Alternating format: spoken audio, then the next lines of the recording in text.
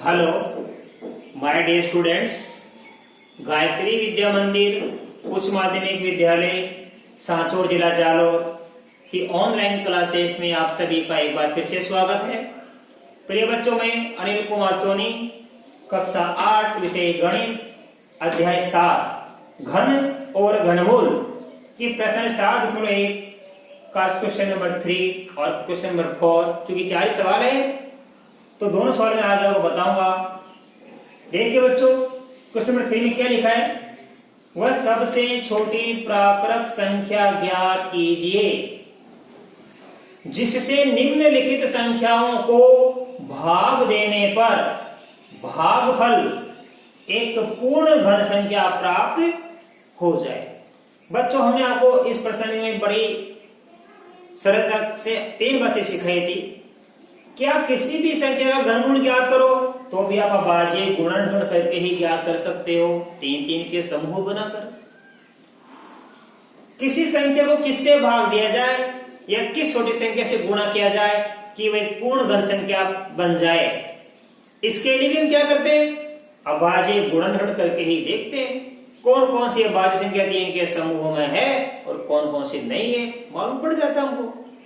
तो सिंपल सी बात है, चाहे आ जाए कि दी गई संख्या को घनमूल ज्ञात करो या दी गई संख्या को किस छोटी प्राकृत संख्या से गुणा किया जाए या दी गई संख्या को किस छोटी संख्या से भाग दिया जाए जिससे ये पूर्ण घन संख्या प्राप्त हो जाए। तीनों ही प्रकार के सवाल कुछ भी आ जाए, भाग देने वाला या गुणा करने वाला या घनमूल ज्ञात कीजिए, हम अभाज्य गुणनखंड ही करेंगे सबसे पहले। राइट, देखो ये हमारे पास सवाल है, इन सवाल की संख्याओं में 81, 128, 135, 192, 704 है। इनमें किस छोटी संख्या का भाग दिया जाए कि भाग देने पर भागफल जो आता है वो एक पूर्ण घन संख्या प्राप्त हो जाए। देखो बच्चों, कैसे करेंगे, सबसे पहले 81 का करेंगे भाज्य गुणनखंड। देखो बच्चों, सबसे पहले हम 3 का भाग देंगे 81 में, 27 बार जाता है। फिर 27 में हम 3 का भाग देंगे तो जाता है 9 बार। अब 9 में फिर 3 का भाग जाता है कितनी बार, 3 बार। अब 3 में फिर 3 का भाग जाएगा 1 बार। राइट, तो यहां देखो बच्चों, यहां 1 2 3 ये 3 का समूह बन गया, लेकिन ये 3 बच गया, ये 3 अकेला एक बार बच गया, न तो ये 2 के समूह में न 3 के समूह में। जिसका समूह नहीं बना 3 का उसको बंद कर लेंगे, ये बंद कर लिया। इसका मतलब है कि ये यहां से ये तो घनमूल बन गया, प्राप्त हो गया, ये 1 2 3 संख्या का समूह प्राप्त हो गया, मतलब यहां तक तो घनमूल ज्ञात हो गया, यानी पूर्ण घन संख्या है। अब देखो बच्चों, ये इसका समूह नहीं बना तो जिस संख्या का समूह नहीं बनता 3 का, उसी का भाग दे दिया करो। तो लिखेंगे इसलिए 81 में 3 का भाग देने पर एक पूर्ण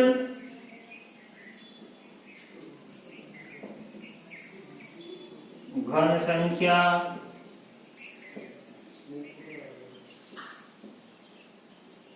प्राप्त होती है। कैसे क्या करेंगे, 81 में हम 3 का भाग देंगे तो देखो बच्चों, इस 81 में 3 का भाग देंगे तो ये बच जाएगी यहां से लेके यहां तक 3 3 3 बच जाएगी, यानी 3 3 9 9 3 27। तो देखो 81 में 3 का भाग देने पर एक पूर्ण घन संख्या प्राप्त होती है। 81 भाग बराबर 3 27। 27 क्या है, एक घन संख्या है। तो ये तो लिखा है कि किसका भाग देने पर एक पूर्ण घन संख्या प्राप्त होती है, वो घन संख्या भी ज्ञात करो। तो 81 में 3 का भाग देने पर एक पूर्ण घन संख्या प्राप्त होती है, जो कि कितना प्राप्त होगी, 27 प्राप्त होगी। ये इसका आंसर है। इसी प्रकार ये देखो 128 कर लो आप। सबसे पहले 2 का भाग देंगे 64, फिर 2 का भाग देंगे 32, फिर 2 का भाग देंगे 16,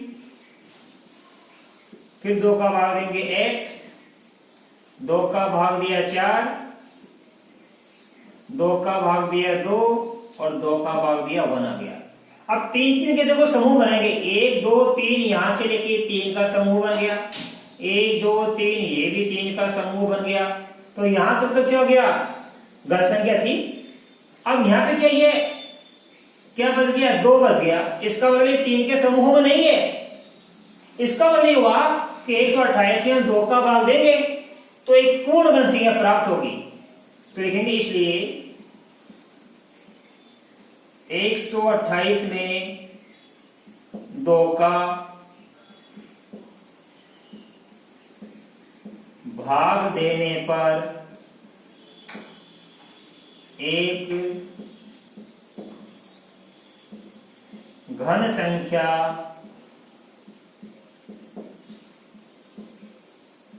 प्राप्त होती है। अब कौन सी प्राप्त होगी, भाग देख लो आप। 128 में हम 2 का भाग देंगे, 2 का भाग देंगे इसका मतलब क्या है, आप यहां से लेके ये संख्या बच गई, चाहे तो भाग देके देख लेना। 128 में देखो हमने 2 का भाग दिया, कितना प्राप्त हुआ, 64। इसका मतलब 64 प्राप्त होगा। 64 एक घन संख्या है। कौन सी घन संख्या प्राप्त होगी, 64 एक घन संख्या प्राप्त हो गई।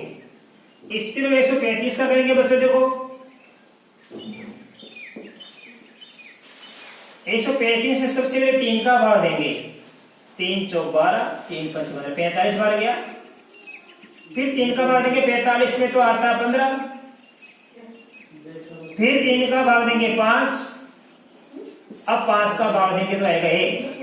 तो देखिए बच्चों यहां पे ये अभाज्य संख्या 3, ये तो 1 2 3 3 के समूह में आ गई। ये 5 बच गया, ये 5 हमारे 3 के समूह में नहीं आया, मतलब 5 3 बार नहीं आया। इसका मतलब ये हुआ, इसलिए 135 में 5 का भाग देने पर एक घन संख्या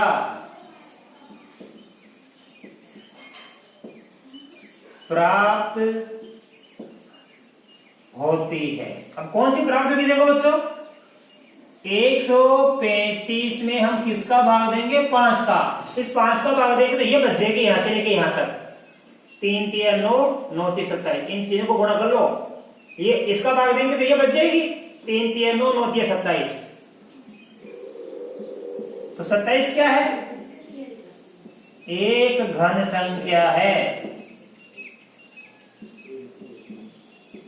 और ये इसका आंसर।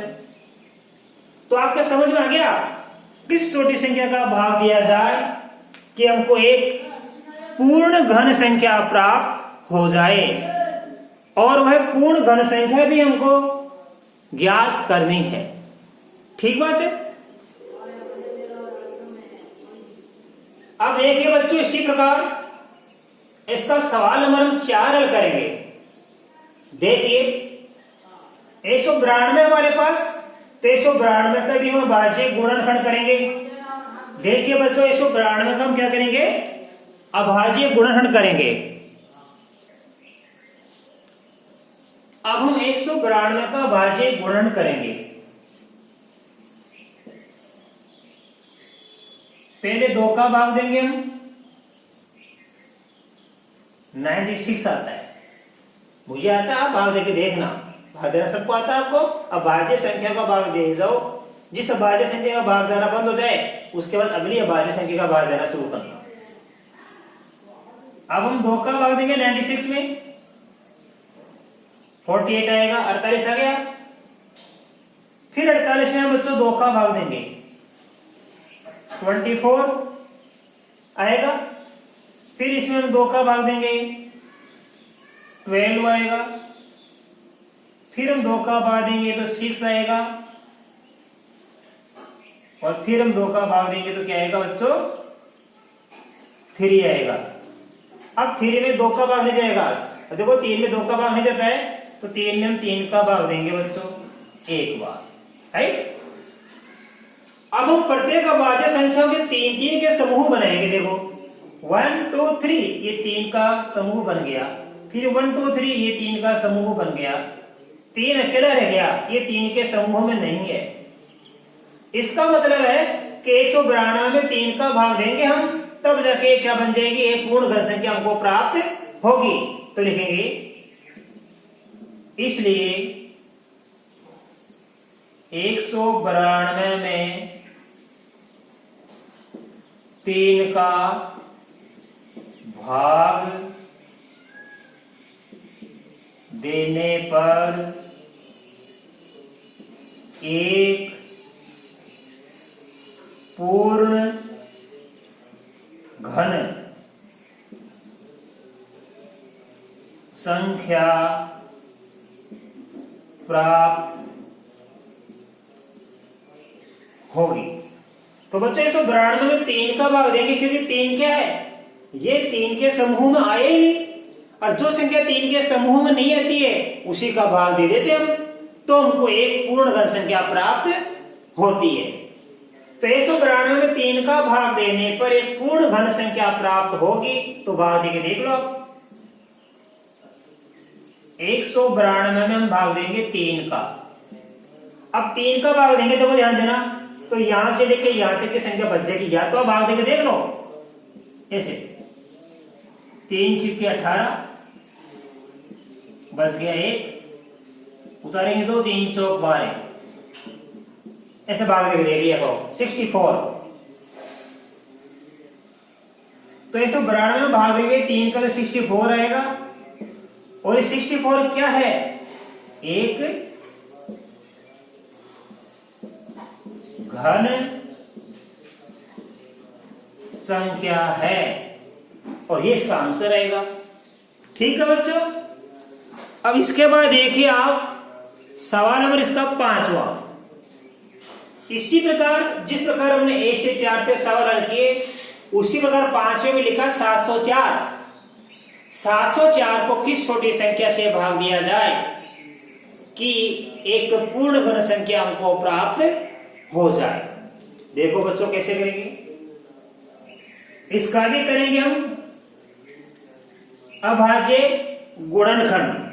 704 का भी हम क्या करेंगे, अभाज्य गुणनखंड करेंगे।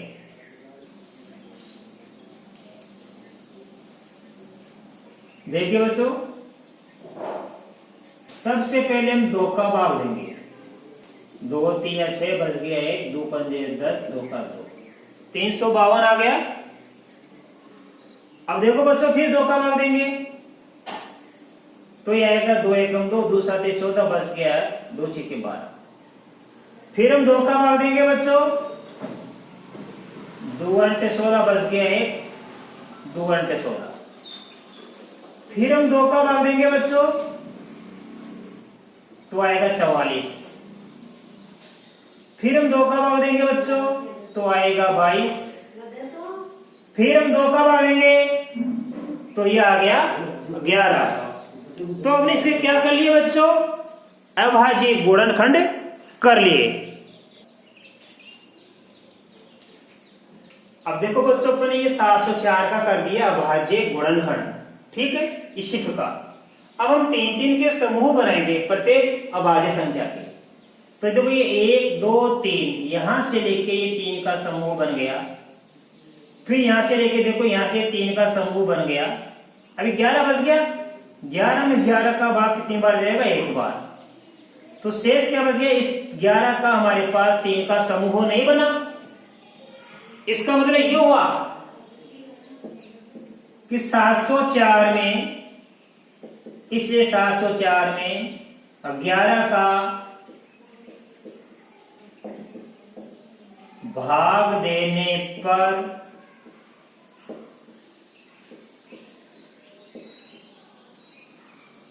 एक पूर्ण घन संख्या प्राप्त होगी। राइट, 704 में 11 का भाग देने पर एक पूर्ण घन संख्या प्राप्त होगी। अब कौन सी प्राप्त होगी घन संख्या, भाग देके देख लो। 704 में भाग देंगे 11 का, तो 11 का भाग देंगे तो ये बच जाएगी, सारी की सारी संख्या यहां से लेके यहां तक बच जाएगी। गुणा कर लो, 2 दूनी 4, 4 दूनी 8, 8 दूनी 16, 16 दूनी 32, 32 दूनी 64। या आप ऐसे भी कर सकते हो, 704 में 11 का भाग दे लो, 11 6 के 66, बच गया 4, करेंगे 4, गचों का 44, तो वैसे भी 64 आ जाएगा। तो 704 में 11 का भाग दिया, कितना आ गया 64। चाहे भाग देके देख लो आप, चाहे 11 के अलावा इन सभी संख्याओं को आप, अब बाकी संख्या नहीं है, इनको गुणा करके देख लो आप, तो भी 64 आएगा। 64, 64 क्या हमारी घन संख्या है। तो 704 में 11 का भाग देने पर एक पूर्ण घन संख्या प्राप्त होगी, जो कौन सी संख्या होगी, 64 होगी। अब आप बच्चों इसका स्क्रीनशॉट ले लो। इसके बाद में आपको क्वेश्चन नंबर 4 इस प्रश्नावली साधन 1 का अंतिम सवाल, सवाल नंबर 4 आपको हल कराऊंगा।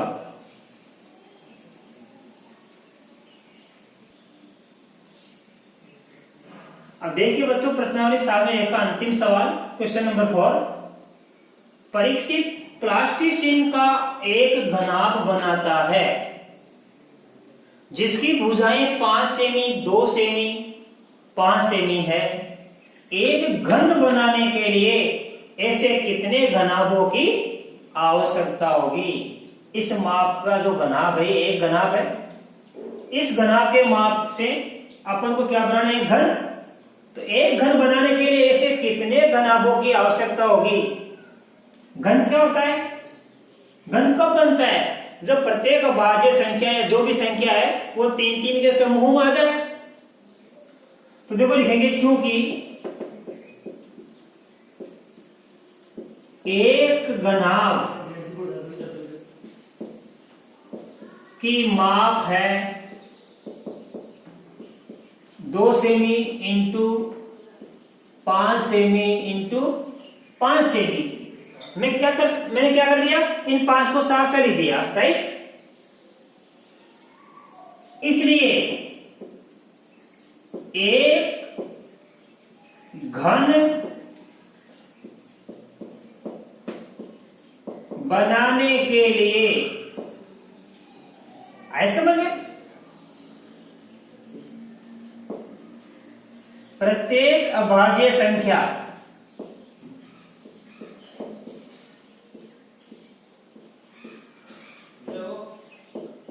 तीन के समूह में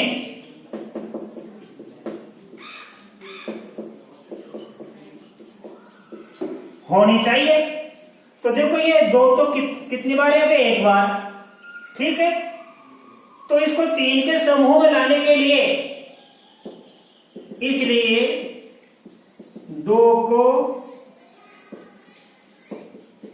3 के समूह में बनाने के लिए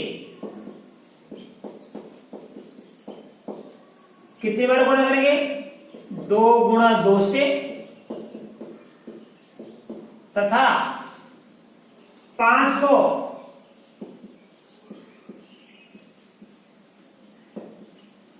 3 का समूह है,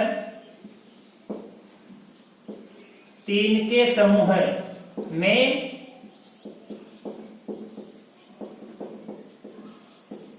बनाने के लिए। देखो ये 2 एक बार आया, तो इसका 3 का समूह कब बनेगा, जब इसको हम 2 इंटू 2 से गुणा करेंगे। 1 2 3 हो गया। और 5 ये कितनी बार है, 2 के समूह में है, इसको भी 3 का समूह बनाना है। तो 5 को 3 के समूह बनाने के लिए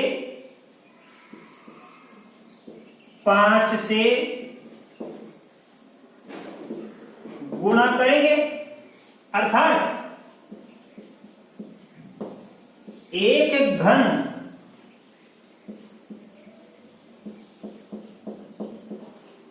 बनाने के लिए किस किस का गुणा करेंगे, 2 गुणा 2 गुणा 5 बराबर कितना है, 2 दूनी 4, 4 पंजे 20। तो कितने घनाभों की आवश्यकता होगी, 20 घनाभों की आवश्यकता होगी। 20 घनाभों की